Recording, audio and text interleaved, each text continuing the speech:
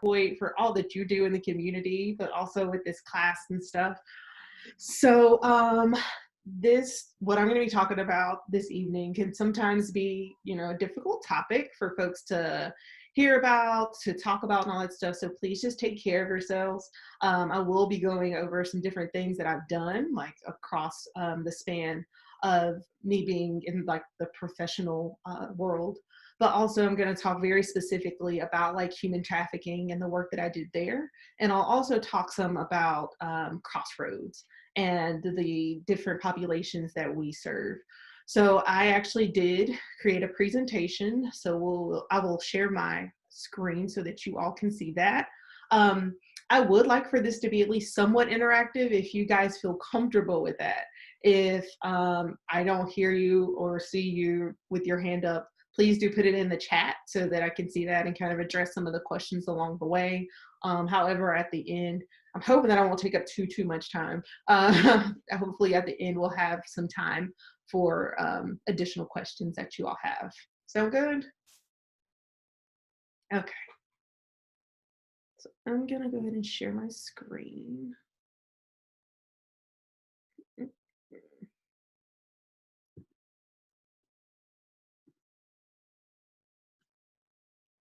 Right. Are you all able to see my screen from here?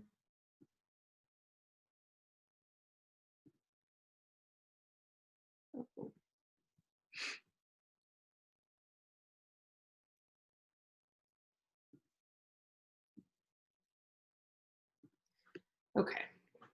So I'm first gonna just take this through kind of as talking about my work that I've done over the years. And the majority of my work has been with restorative justice, advocacy, and education.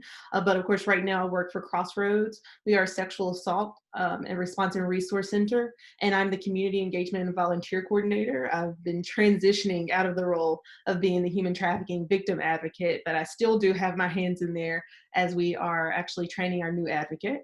And Nita knows she actually graduated from Elon. So Elon's always in the house here. We've also got a great intern who's from Elon as well. So we're always closely tied. So I graduated from UNC Greensboro, major political science, minor in English, concentration in pre-law. And I was also always very, very active on campus, whether that be with certain clubs or my work on campus. And part of my work on campus was being a writing center consultant.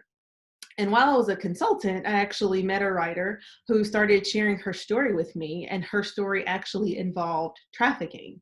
She told me about the fact that she was trafficked whenever she was a teenager, and that was kind of my first exposure to human trafficking. Before that, I really didn't know anything about it.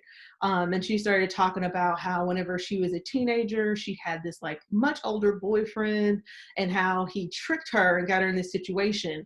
But she always thought it was very strange that like no one really asked questions about that. She was also a woman of color and all of these different things. So the more I talked to her, the more I became like intrigued, but also noticed that I wanted to help this population in some way. I just had no clue how that was gonna happen.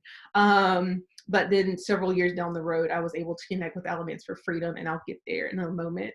But also I had several internships, and my last semester at UNCG, I was of course in the political science department, and I decided to do my internship with a nonprofit organization because I knew that I wanted to give back in the community in some way. I just wasn't sure how. I got really lucky with this internship, and they actually ended up offering me a job. And that job was at a place called Dispute Settlement and Youth Services. And so that's where I was kind of introduced to this whole concept of restorative justice.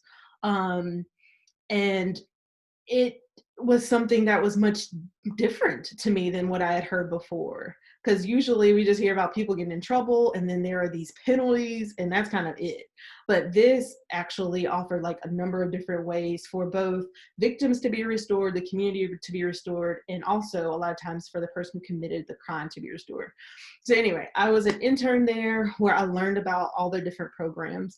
Then I became a program assistant, which allowed me to work in all of the different programs that were there, but also learn about how to monitor things, how to collect data for grants, how to figure out which spreadsheets are going to be needed to keep up with certain information and things like that. So it was a really good experience. But then from there, I became a program coordinator. So I actually coordinated teen court and juvenile work restitution program. So these are actually the programs I was involved with that are actually restorative justice models. So one of those is mediation. A lot of people don't realize that in North Carolina, you can actually take out private warrants on people. And whenever that happens, people, of course, go to the magistrate. The magistrate talks to them about their story, and they decide whether or not they're going to accept this and like charge the person. But we have mediation there so that if people are able to reach an agreement, the kind of like the charge goes away. So what we would do is we would have trained mediators who were normally going to be volunteers from the community to come in, and they would talk to the different parties, and they would try to come up with a resolution so things didn't have to be seen by a judge.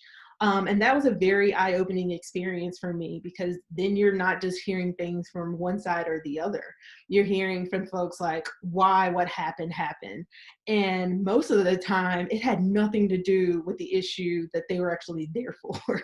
It had nothing to do with the actual charge that was being brought up, but it was a lot to do with like relationship dynamics and previous experience that folks had between each other.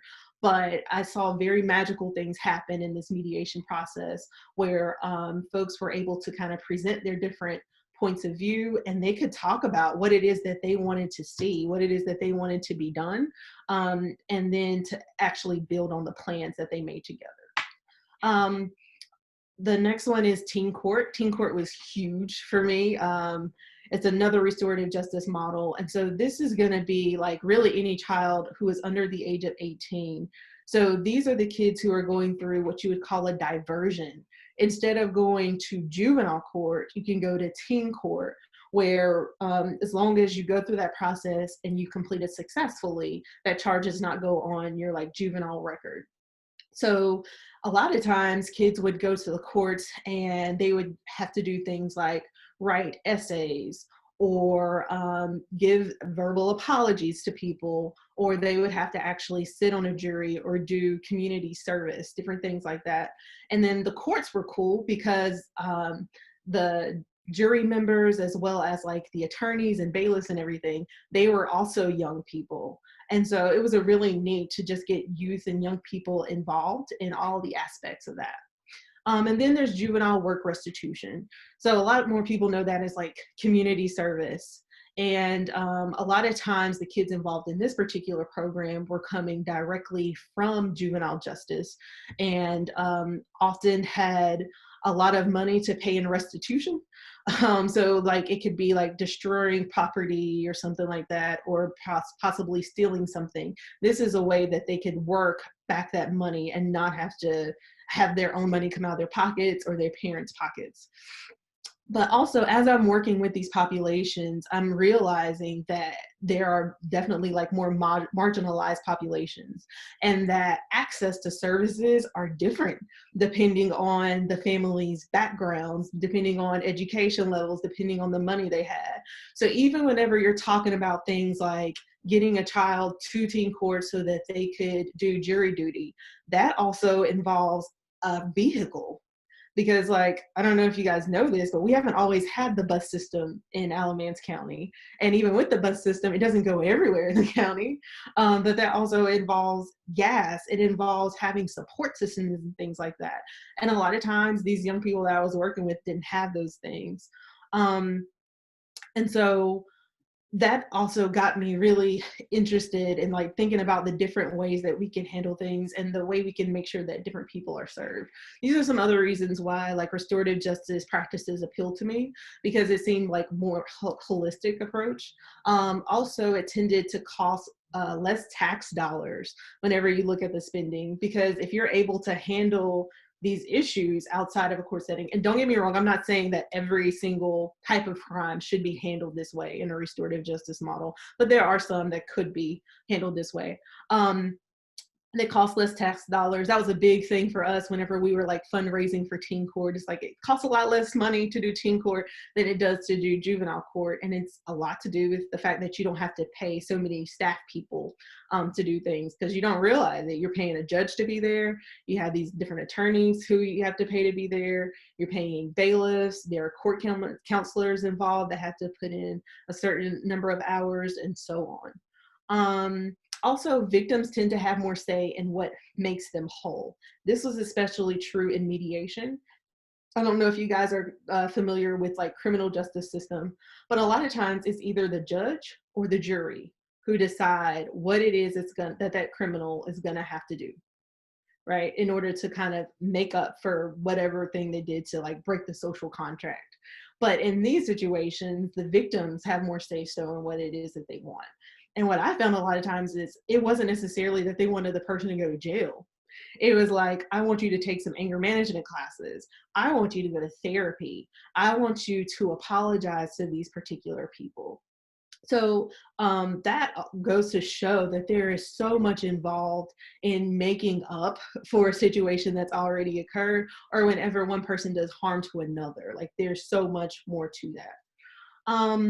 And so that leads, of course, to this over here, opportunity to restore the community victim and the person who committed the crime. I haven't met very many like bad people in my day. I've met a lot of people who have been in really tough situations, who have experienced trauma and made bad decisions that led them to a certain place. But I think that this particular model tends to serve, I think, society better.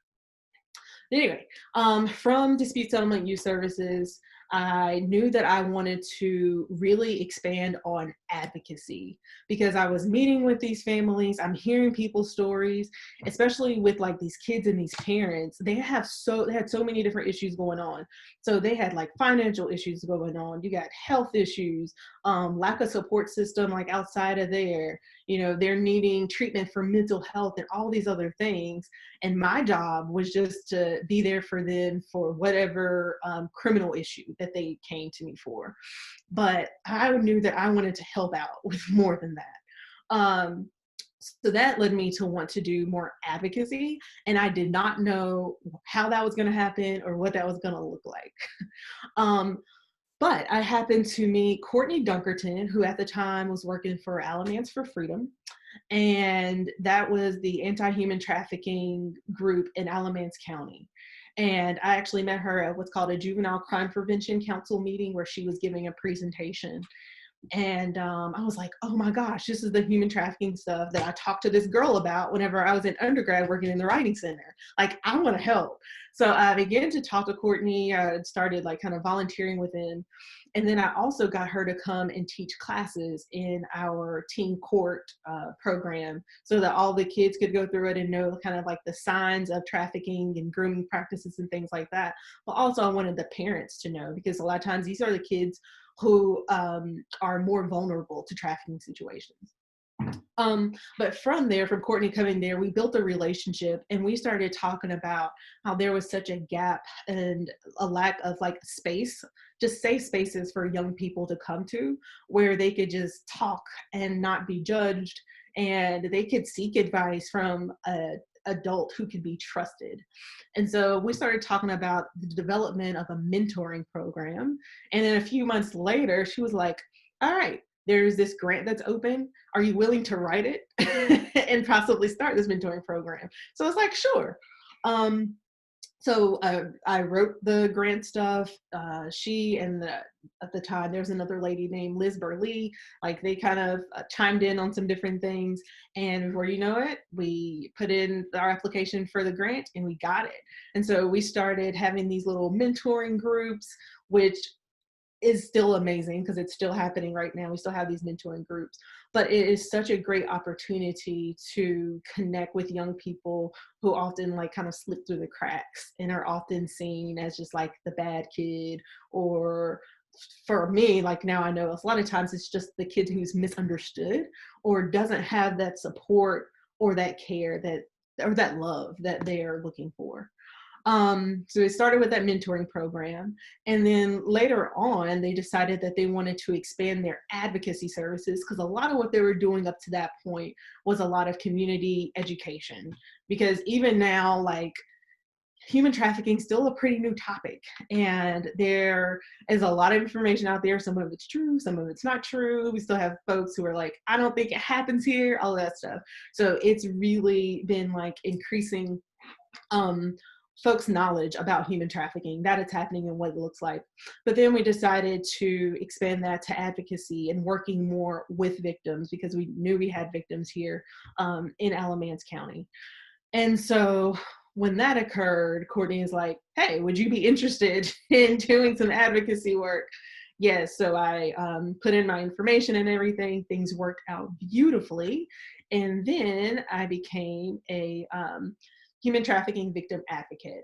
And a lot of the reason why I wanted to do that is because I knew that if I worked with human trafficking victims, if I was able to sit in the trenches with them, if I was able to advocate for them at tables that they were not going to have access to, and to help people to see them in the light of just being human, then I could probably help to serve about anybody. And so some of my brilliant colleagues said this to me: when the most marginalized populations are served, everyone is served. And I have totally seen that to be true.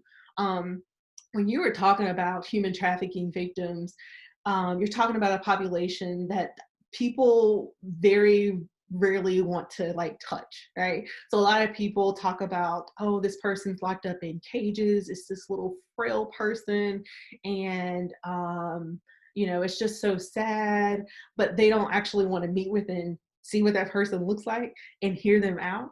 And a lot of times it doesn't look like the person that we see in these posters and stuff, right? It can look like the person that somebody will say looks like a prostitute, and we don't know their story and how they got to where they are. Or this could be the boy who was outed by his neighbor and then got kicked out by his parents and ends up on the street.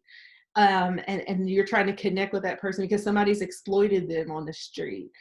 And so anyway, like, there are all these different intersections with marginalized population, and human trafficking victims often fit that. So that's kind of why I wanted to start doing advocacy services for human trafficking victims. Did anybody have any questions or anything like that so far? No?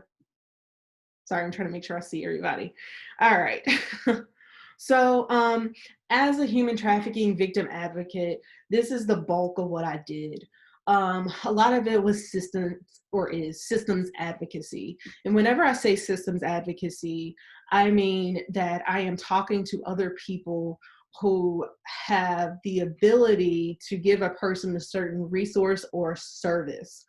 And so a lot of times that's going to be like law enforcement, that may be an attorney, that may be somebody who works for a domestic violence organization like Family Abuse Services. It could be somebody who works at a substance abuse facility. This could be hospital staff, different things like that. Lots of people come in contact with those who've been impacted by trafficking. And so whenever I'm advocating for this person, one, it's very important for me to talk to that victim, to hear their story, and just to connect with them on a very human level. And when I say hear their story, that doesn't mean that they have to tell me all of the details of their trafficking history. It doesn't mean that they have to tell me all the past abuse and things like that they've experienced. But what that does mean is that I'm taking that time to make that connection, and hear about why they're here, what it is that's bothering them. And some of it's not going to be related to their actual trafficking. For a lot of people, it's the family dynamics that fell apart. It's their kids that they haven't seen in a very long time. It's the fact that they've been involved in several systems and they feel like those systems have failed them. And so I'm talking to them about these things. I'm talking to them about their experience of the dynamics with the actual human trafficking situation. And then I'm hearing from them what it is that they want. What is it that you need that is going to help you in this moment? Because a lot of times when people come to me, like they left their trafficking situation, or somebody has to realize that's the situation that they're in, and they're now deciding whether or not they are able to or ready to lead that life. And that's totally up to them. So I'm talking to them about the things that they need. And if there is something that I can connect them to, I'm talking to other people who are involved in these different systems. And I'm trying my best to represent this person as a human being and to help them get the services and the supports that they need. Um, that also ties into case management. So that's a huge part of working with trafficking victim is going to be intensive case management. There are lots of hours put into each and every person's case, especially like up front. It's a lot of crisis supports in the beginning. So meeting with that person, talking to that person, seeing what their most immediate needs are. And a lot of times it's going to deal with like housing and food and clothing and things like that, which are things that we could help out with. But it may be more long-term stuff. It may be that they lost custody of their children, and it could be because of their trafficker. It could be that the trafficker actually now has custody of their kids, things like that. But the different things that are going on and making that plan with them, and figuring out what I'm going to be responsible for, what other service providers are going to be responsible for, and what that victim or survivor is going to be responsible for. And so this involves a lot of talking to other people, a lot of figuring out what system's going to work best for you, because when you have all of these different moving parts and pieces and stuff, you have to be really organized. So I of course created like different spreadsheets and things like that. Sometimes there's different bubbles or goal trackers with people so that we could keep up with all the different things that we're trying to accomplish and how we're going to get there. Another big part of my job has been community presentations. This is kind of like that right now, actually, but I was doing this before, really specific to trafficking. And of course, that means that there's going to be a lot of research required, which is actually great because that helps me to stay up to the times, to stay relevant with the information and stuff, and to engage with the public. And it's always interesting to me to see how much people know about trafficking in different areas of our community, and just kind of gauging the presentations off of that.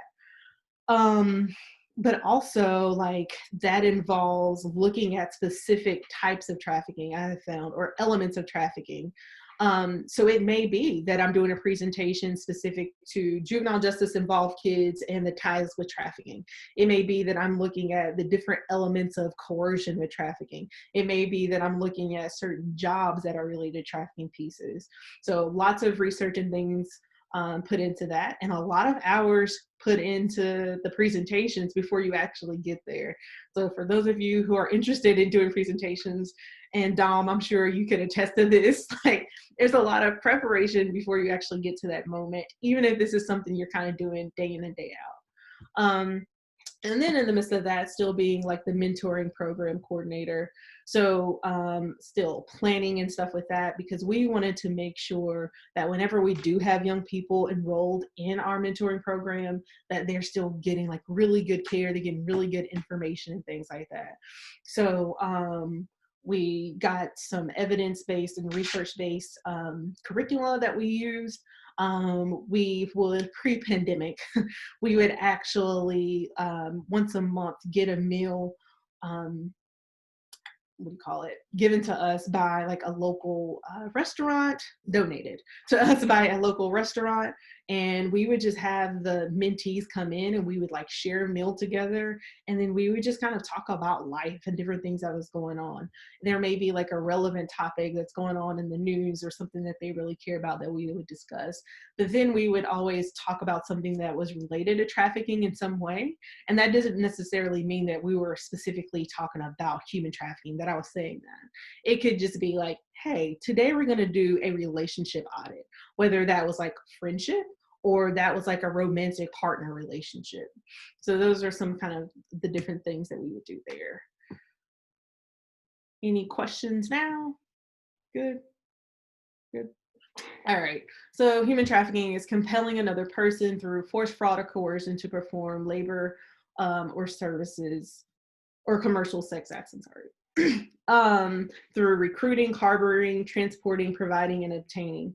So those are important because these are basically all the ways that people could be held responsible in a trafficking situation.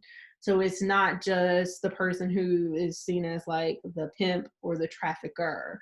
Like the person who recruits them can also be held responsible. The person who's keeping them in a particular place can be held responsible. A person who transports them, so drives them or gets them on the airplane, those different things.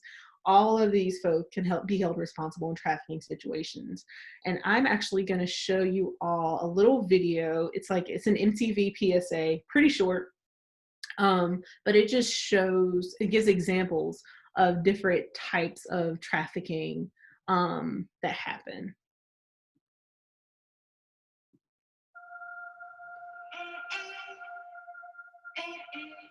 Division in my mouth. It's time for me to go. Just I miss you. I miss you.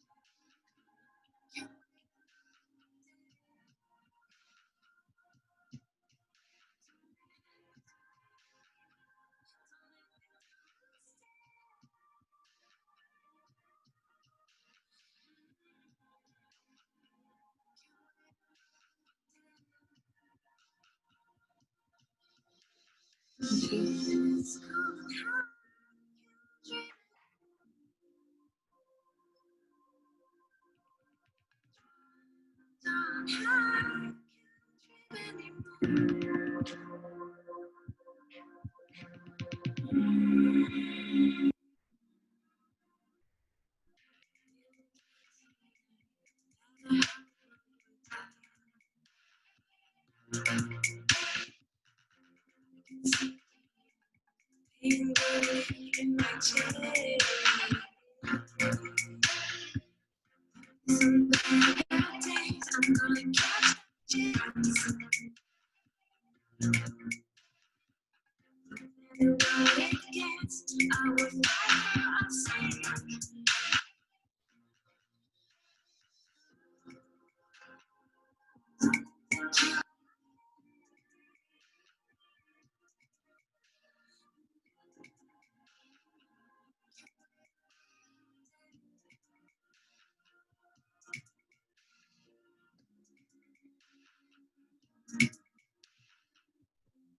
I wish that I could go higher.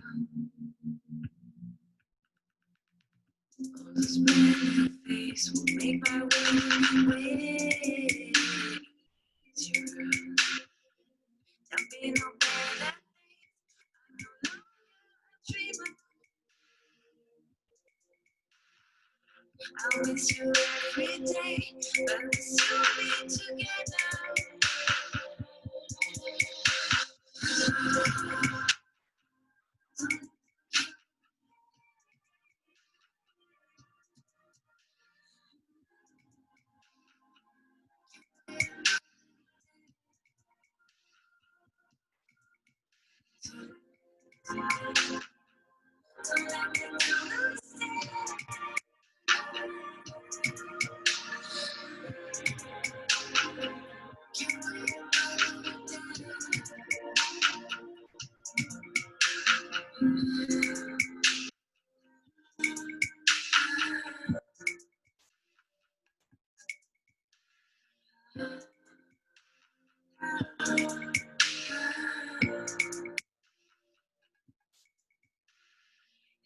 It's gone, I can't dream anymore. Okay. So, any thoughts on that video? As you can see, like, there are, of course, many different examples of trafficking. Um, and it does happen. That's kind of the way it happens in pretty much every situation, meaning that the person is somehow like enticed, and then like they're groomed in some sort of way, and they're lied to, and then they're trapped before they know it. It's like, oh man, now I'm stuck here. Um, some people are surprised by that because it's like, wait a minute, this person just, one of them graduated from college. Like, this doesn't happen to college educated people, but it does. And of many different ages. And actually, there was one lady we worked with. She was like probably in her mid 40s. She was college educated. She'd been married before, had a family, like all of this stuff. And she was tricked by this guy and he trafficked her, but she had so much shame behind that piece of it. It's like, oh man, I should have known better. But that's the hard thing. People who traffic, like, they're really good at this. They're really good at manipulating. They're really good at making up stories and making up things that are going to really entice folks and trap them in. So the best thing I've learned to do is to teach people about grooming behaviors and when to seek help and who that help could be, to hopefully, so that hopefully if that person realizes they're in an unsafe situation, they can get out of it.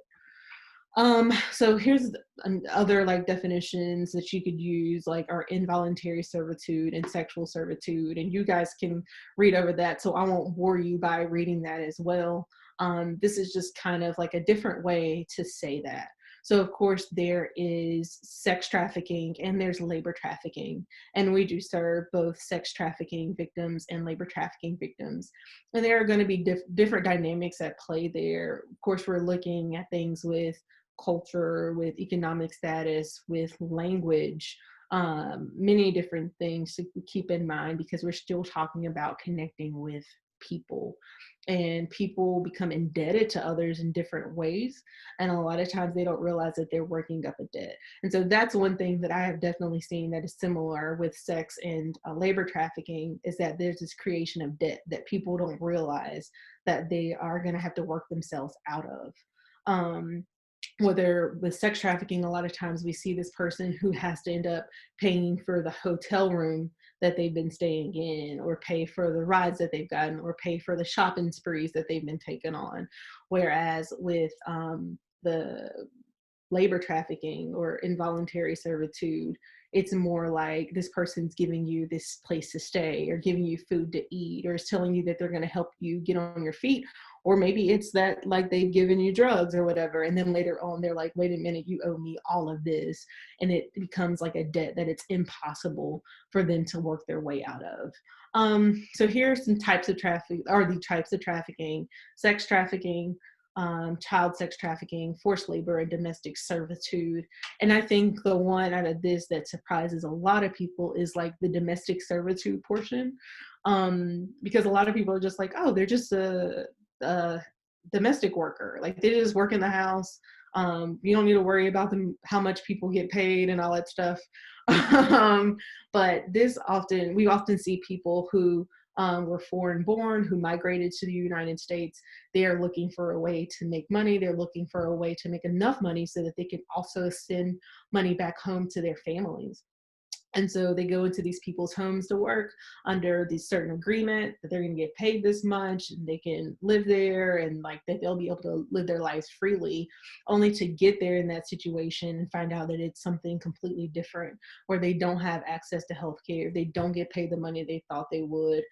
They're threatened like with not being able to get food, or do the necessities that they need to be done, or their traffickers threaten to call ICE on them if this person is undocumented. So that is also definitely something that we see come up.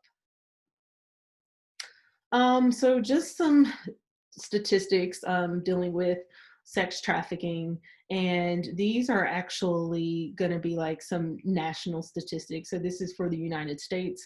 And the reason why I brought this up is because, of course, there is a lot of information out there about trafficking. And a lot of times whenever I talk to people about trafficking, they say, hey, isn't that the thing where people are getting kidnapped?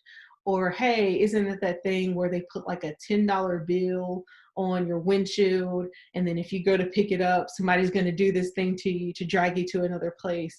Like I hear a lot of stories that involve like a stranger seeing you out in some public place, snatching you up, and then just making them your sex slave, and you never return back to your family or friends or loved ones again. But what this shows is that that's often like not the case. So actually, whenever you look up even like the top 5 recruitment tactics, the closest one, the highest one that here is going to be your intimate partner or marriage propositions. And then the second one is familial. So this goes to show that what traffickers really do is work to build relationship with the victims, get them really comfortable, get them to the point where they're going to be almost like emotionally dependent on them in some way, so that they can later on exploit them. Of course, you see here also a job offer and advertisement, because like who doesn't need money? Most people, you go to college so that you can learn things, get your degree, get this awesome job, and live the life, right? And if somebody is able to sell you the life in a different way, it's like, well, yeah, I'm going. But then folks don't realize that it could just be a scheme and a way for folks to trap you and get you locked into this way, where you're just benefiting them and making them money, and you're almost like a slave. Because a lot of times people also refer to human trafficking as modern day slavery. If anybody wants to talk about that wording at some point, we can definitely speak about it, because that is a controversial term in the HT world. But we could definitely talk about that if you'd like. As far as like force, fraud, and coercion, so these are the ways that people are lured in, that are enticed, where they kind of like the traffickers hook victims. And you see a lot of times this occurs with substance abuse, substance use issues, getting people addicted to certain drugs and things like that, and keeping them on them. I've met a number of victims who are like, yeah, I did this particular drug, but the trafficker would lace it with something else to get them hooked on this other type, so that they would become dependent on that trafficker to get their supply of drugs that they needed. Of course, we see here like emotional abuse, intimacy related, and I've seen a lot of ties, especially this, whenever the victim has experienced sexual abuse, like as a child, they will kind of use the pattern that that abuser would use as a child with them in like to adulthood, where there's a type of abuse and then you follow that by some type of affection. Physical abuse is of course there's like, I'm going to keep you this way here, by hitting you or showing you what could happen to you physically. Starvation is also in there. I find that with a lot of victims, that like their traffickers will actually use like food as that tool. It's like, well, you only get this beef jerky and this little Kool-Aid pouch for 3 days unless you make this amount of money for me, things like that. And then the 5 risk factors or vulnerabilities. So you guys, of course, can see that. And what I want to tell you about this too is that it's not really the fault of the person who has this particular thing going on that makes them more susceptible to the trafficking. It's the lack of resources that you have whenever you fit into one of these populations.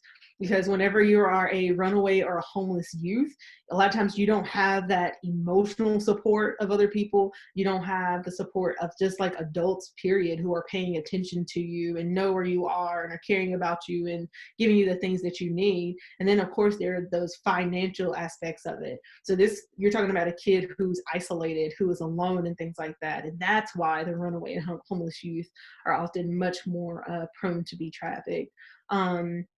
Of course, recent migration and relocation, that's a huge thing. And again, lack of supports. And sometimes it's lack of knowledge of knowing what the laws are here in the United States versus whatever country they came from. And traffickers know that, and then they will exploit that particular thing.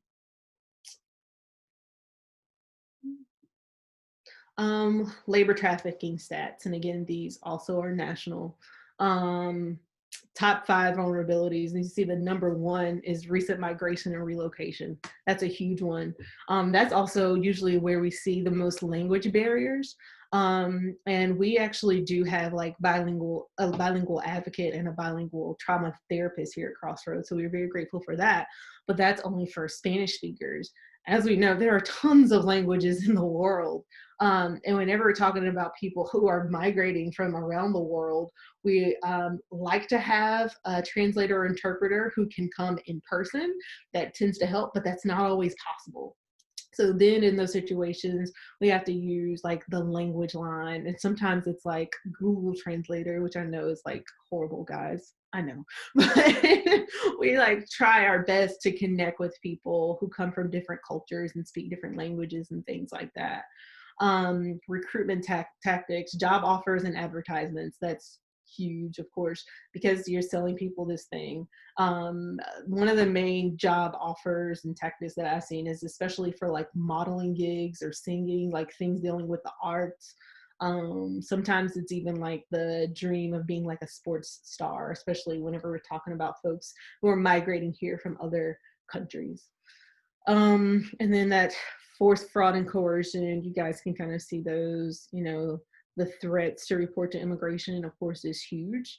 And that I've seen as being even more of a concern for folks like right now.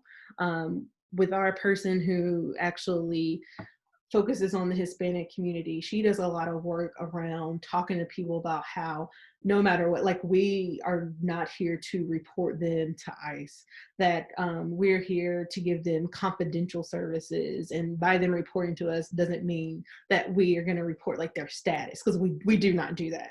So that's a lot of the work, is like building trust in those areas with those things. Any questions now? Still good? All right. And there, actually, I'm going to show you guys this real quick, just so that you know where to go. So if you all want more information like about human trafficking, especially from a global perspective, this is a really good resource. This is the Trafficking in Persons report, and they actually have released the 20th edition, which would mean like the 2020 report. So you can look that up. It's really good because it explains different types of trafficking and how it shows up in different cultures and things like that. And of course, as you can see, it's beautiful to look at. So I would really encourage you guys to look at that if you're just interested. And then the typologies of modern slavery. You can kind of see some different places where trafficking often occurs. And this is cool too, because like you can click on things here, it's interactive, and you can like look at how it occurs in different places, arts and entertainment, and so on. I don't know, maybe I can like give these links to you, Mr. Hoyt, so that students can access if they want to later. Yeah, that sounds good. Okay. All right. Okay. So Crossroads, because as I worked in the human trafficking program, as I said before, I was working with Alamance for Freedom. We actually merged with Crossroads back in 2018, which meant that we were going to be open to a pool a little larger than just the human trafficking stuff. So at Crossroads, we actually serve victims of sexual assault, child maltreatment, and of course human trafficking. And so our sexual assault program is actually built for adults who've experienced sexual assault, whether that happened in childhood or adulthood or both. We often see even that we have the parents of children who are coming here because of abuse, like the parents have experienced some form of sexual abuse. And that was actually started back in like 1976. It's kind of a cool grassroots story, where there was actually an Elon student who was sexually assaulted, and she told some people about it, and some other women decided to rally around her and support her through the process of taking it to court and pressing charges, and like they were there for her mentally and emotionally and all that good stuff. And then they decided to create a crisis line, which we still have, so that anybody who experienced sexual assault in Alamance County could have access to it and have support system and all of that good stuff. We actually now serve Caswell County as well. So that was the start of the sexual assault program. And then in 1994, we added the Child Advocacy Center, where we serve children and families impacted by child maltreatment. So that could be child sexual abuse, or even the child physical abuse, and even emotional abuse. Sometimes we get kids who have lived in a house where there's been domestic violence and they need attention, they need therapy and supports and things like that. And we're able to provide them with advocacy and other services. And of course, I've talked a lot about human trafficking, that program. And then you got me. I'm the community engagement and volunteer coordinator. And right now I'm kind of trying to figure out what's going on with my presentation because I know I had some other things in here. Oh, that got out of line. Okay. If it's okay with you guys, I'm just going to kind of stay on this page because I think it's going to be a little easier for me to navigate. Can y'all see that? Okay. All right. So our sexual assault stuff, just put a few facts on here to explain like why these issues are important. So nearly 1 in 5 women have experienced, completed, or attempted rape during her lifetime. Those rates are like astounding to me that so many women have experienced that. And, you know, the definitions of rape change the times whenever we're talking about it from a legal standpoint, but for us, we're talking about consent. So any sexual act that the one party is not consenting to, we consider some form of a sexual assault. And of course, it does happen to both men and women, but women are disproportionately impacted by sexual assaults. Another thing here, 55% of sexual assaults occur near the victim's home, 15% in an open public place, which is much different from what a lot of people think when they're thinking about a sexual assault. Because a lot of folks are like, you know, just watch your surroundings whenever you're out by yourself and things like that. But a lot of times, again, we're seeing here that it happens in that place of like intimacy where you usually do feel safe, and often happens with people that the victim knows. And then 21% of transgender, genderqueer, non-conforming college students have been sexually assaulted. That's a really, really high number, high rate. And again, it's about that point of like of access and people taking advantage of certain communities.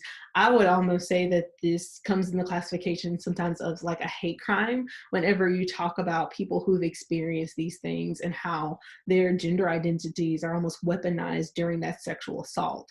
So those two things combined can be extremely hurtful for people.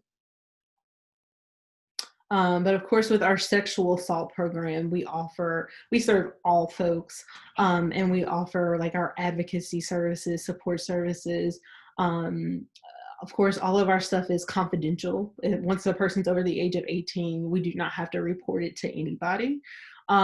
So we kind of just try to walk people through it and meet them exactly like where they are. If they want to do therapy, great, we'll refer them to therapy. But if they're to the point where it's like, no, I just need to like get this out to talk to somebody, and to know that somebody can, you know, be here for me, then we do that as well. So it's just depending on what that particular victim wants. All right, a child advocacy center. So this is important because about 1 in 10 children are sexually abused before their 18th birthday, which is huge. That's a lot of kids.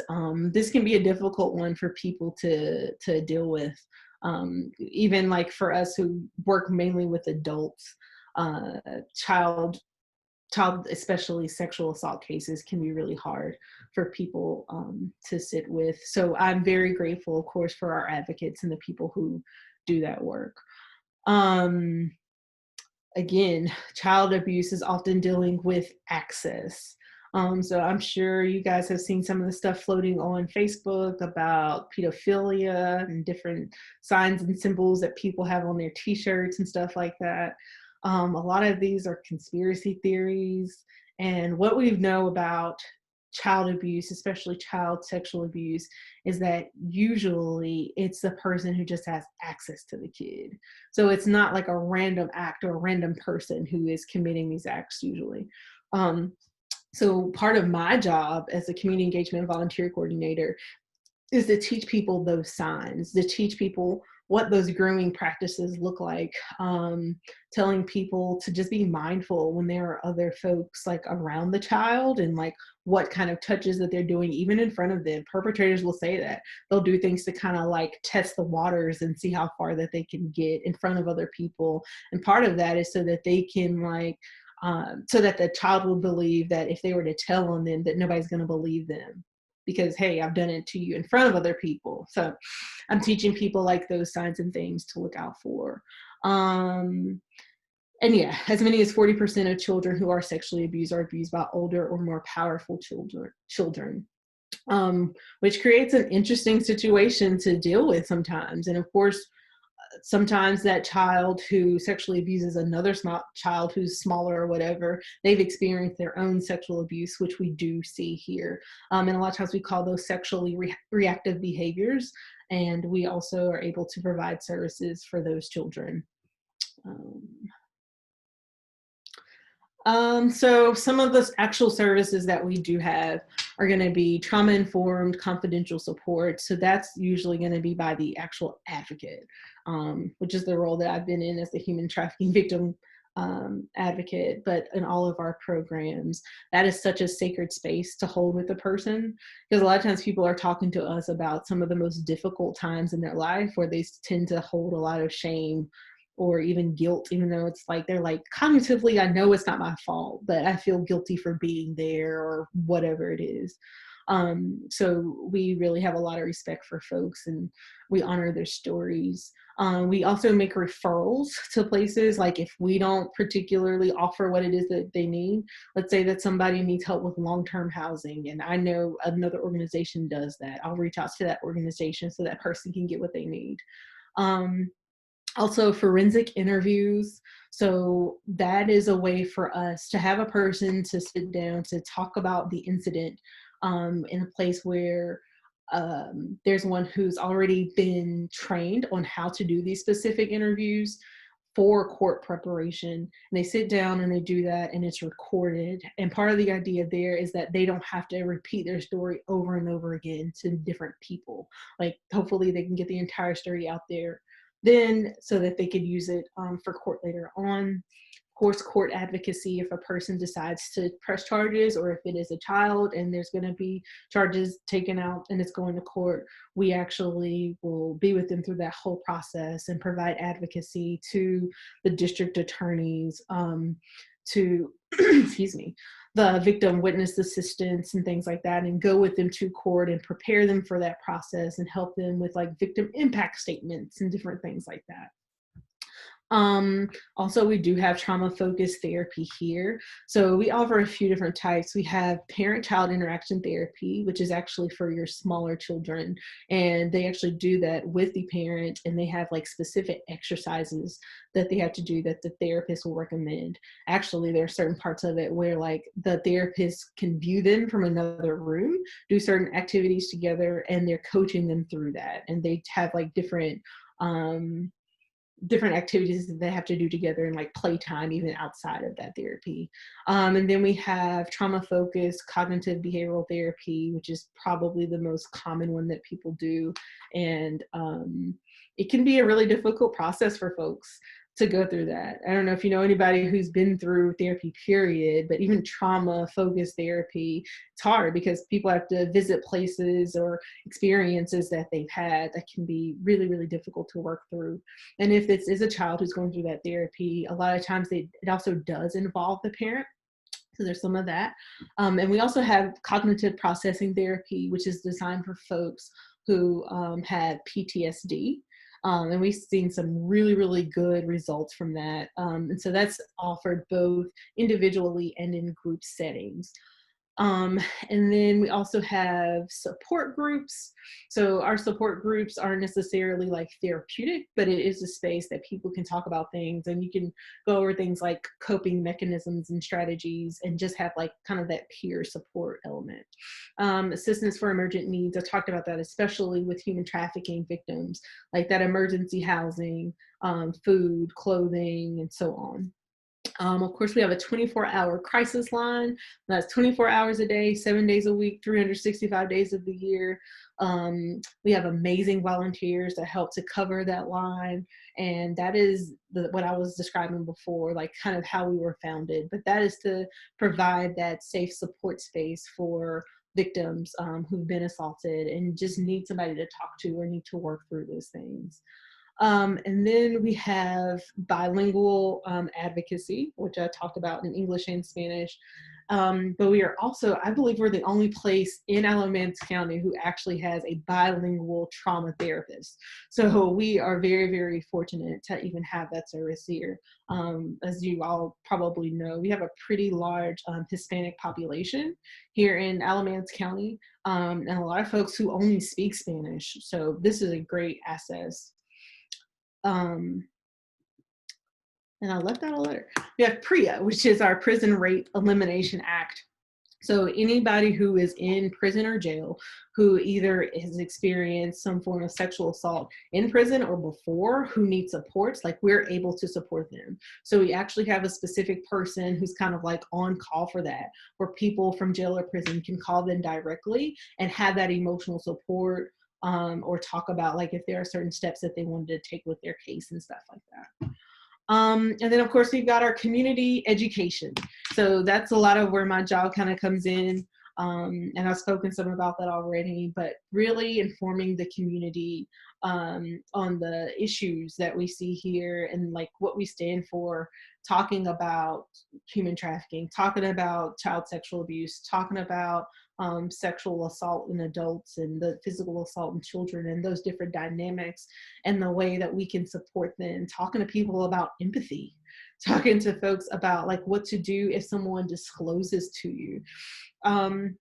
So for me, I think that like all of my work has kind of been intertwined, and a lot of it really just goes back to the fact that I understand that social justice is a major way, I think, to impact our society and our world. And I'm down to do that in a number of different ways. Um, so I hope this was helpful to you guys. That's pretty much the end of the presentation that I have. Here's my contact information. Does anybody have questions, comments, concerns?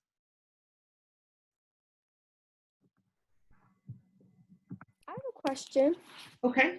So, are you guys a nonprofit organization? We are a nonprofit organization, and I apologize. I should have mentioned that. Oh, you We might are. have mentioned it. I might have missed it. But do you get your funding from like the state government or from where do you guys get your funding? So we get funding from several different places. Most of our funding is actually from grants.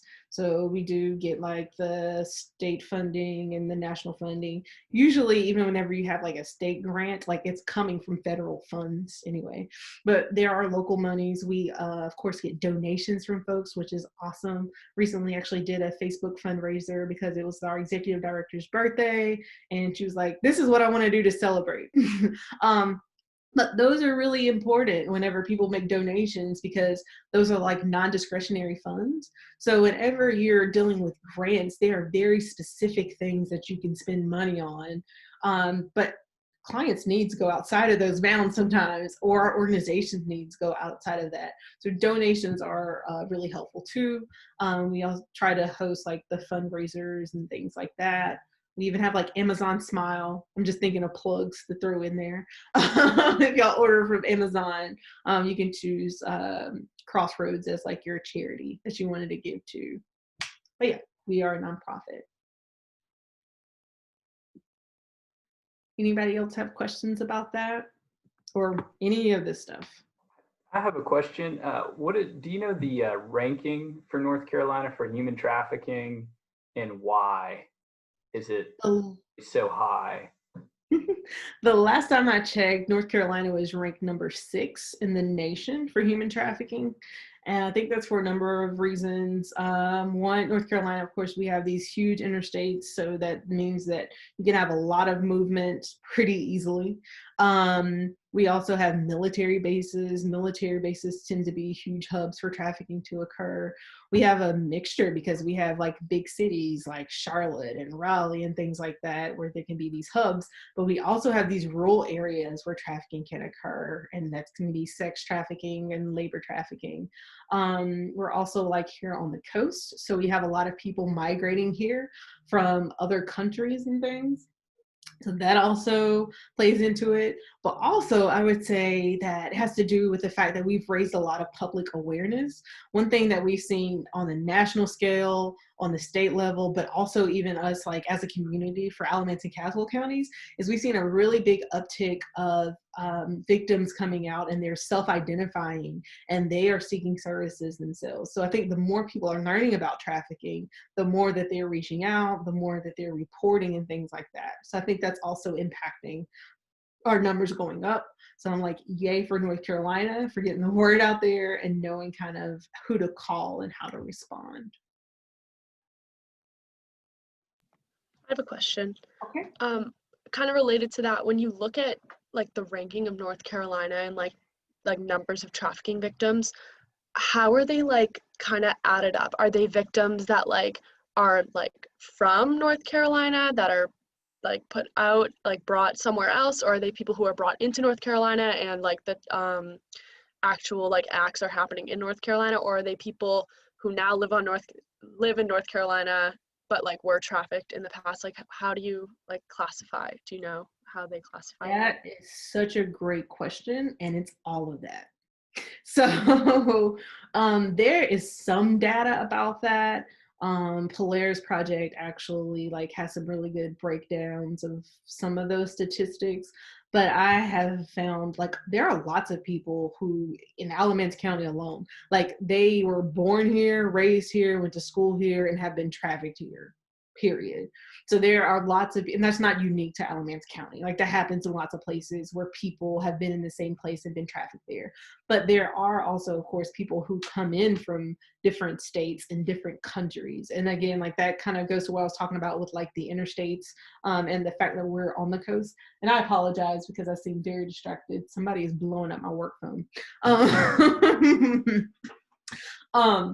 But yeah, that happens. And then you got folks who kind of move through North Carolina. So it is not uncommon for somebody to be taken like by their trafficker from state to state to state. But that's not required for trafficking. In fact, there's no actual transportation that has to happen for trafficking to occur, which I think is a common misconception that people have, that somebody has to be taken from place to place for it to happen. Does that kind of answer your question? Okay. I have a question. So do you know any information about the red truck incidents that have been happening on campus? I don't. Can you tell me a little more about that? Can someone else explain this for me? I know a little bit about it, but I just kind of don't know enough about it to explain it in an intelligent way. So would anyone else be able to explain it? Apparently there's supposedly a red truck that's been going around campus, and it may or may not have like Confederate flags on the back. There's, I think, multiple red trucks, but that might be the same one as the one that you're talking about, Callahan, but I'm not sure if it's a different one. But we were talking about this in my floor like group meet, and they were saying that the police have been notified that they have the license plate of the guy, but he's been like waiting outside of Target, like the nearby Target in Burlington specifically, and like has been circling campus for the past few weeks since school started up. Okay, thanks for that information. I had not heard about the red truck. I don't know about this particular situation, but one thing that I would keep in mind is that even if there is somebody who's lurking in certain areas and stuff, that doesn't necessarily mean that they're looking to traffic folks. And kind of like I was talked about earlier, we're not really seeing that in North Carolina. Not so much like the stranger who is going after other strangers to snatch them up and take them places to traffic them. That could be a concern for a number of different reasons. fact, I've talked to law enforcement about some things that were similar to this. And of course, usually it's white vans instead of a red truck, though. They've seen the white vans and they'll talk to people about it. And whenever they've investigated the situations, a lot of times they just find it was somebody who was kind of like socially awkward, or just like creepy. And they were like hanging out these places, but apparently there was like not an intention to like harm anybody else. But again, I don't know about this particular situation. I'm just kind of telling you about some of the situations that have come up that I've talked to law enforcement about. I hope that person doesn't have anything bad planned, this person in this red truck. No. I have a question. So have you seen, since it's been like 6 months since we've been like in quarantine or longer, whatever, with COVID and everything that's happening, how has that like affected your organization? And have you seen like an increase or a decrease in the amount of people like seeking help or guidance? Or like, are there any statistics with how COVID has impacted that? So I don't have any specific statistics for our organization. However, there are some studies that have been done on a national level about the way that COVID-19 has affected the communities that we're serving. I can tell you that across the board for our programs, I think our numbers have kind of been down, but we're thinking that's because a lot of people don't have a safe place to go and report things. That goes for adults and for children. Of course, for children, a lot of times they're reporting to teachers and things like that. But right now with children being in remote learning and the fact that a lot of times, you know, the abuse happens with somebody the child knows, like they're not able to disclose that information. But with adults, I'll say for sexual assault and for human trafficking, it's a lack of access, I think, to report things or to talk to support people. So there are a couple of folks that I have been meeting with for a long span of time, who've been in trafficking situations, and like our communication has been cut off, and they've been very honest with me about the fact that like their abuser won't allow them to talk, or their abuser won't like allow them enough space or privacy so that they could get to a place where they could seek help. I think for other people, it's just anxiety about the fact that the coronavirus or COVID-19 is around. We are offering a lot of services online, so via like Zoom or WebEx, but a lot of folks don't know that. So they are much more cautious about coming out and seeking help. So we're definitely not having as many folks to just like walk in. But I know that COVID-19 has made it especially difficult for trafficking populations. And even you talk about like homeless or runaway youth, there's a lot of research out about that right now. And I know that towards the beginning of this pandemic, we were seeking housing for young people and for adults, and there were places that were flat out like refusing because they were afraid that this person was going to come in with COVID-19, and of course they have to think about the safety and the health of everybody who's there. So that's been like a major barrier.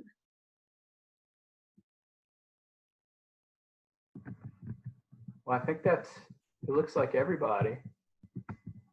All right. Well, I just wanted to say, Bria, thank you so much for taking the time to deliver a presentation, a wonderful presentation. So thank you. You're welcome back anytime. We learned a lot.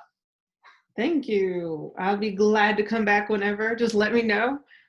This has been a pleasure, and thank you guys for staying awake and engaging. Thank you for your question. If you all think of any other questions, there's my email address. Please do feel free to send me an email.